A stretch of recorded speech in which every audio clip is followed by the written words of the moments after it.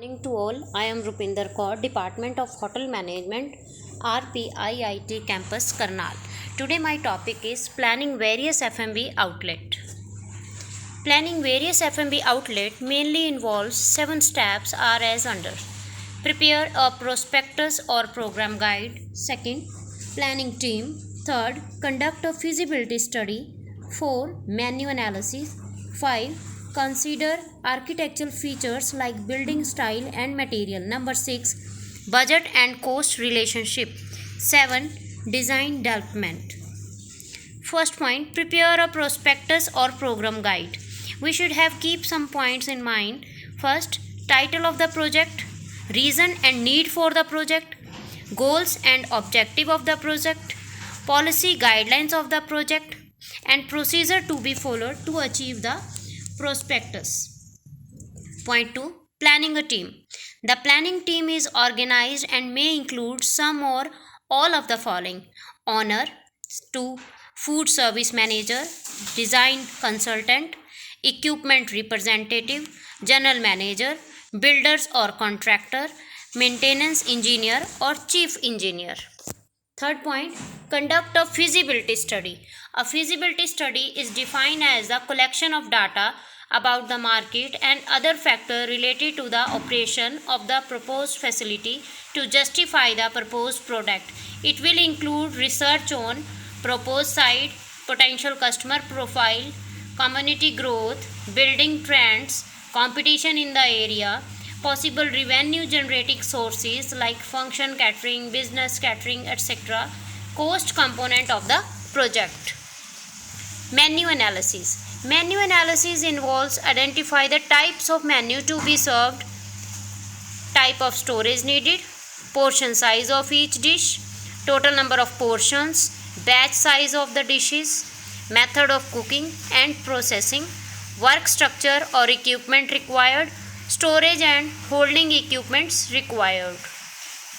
Number 5. Consider the architectural features like building styles and material. The style depend on the type of operation, area and menu selected.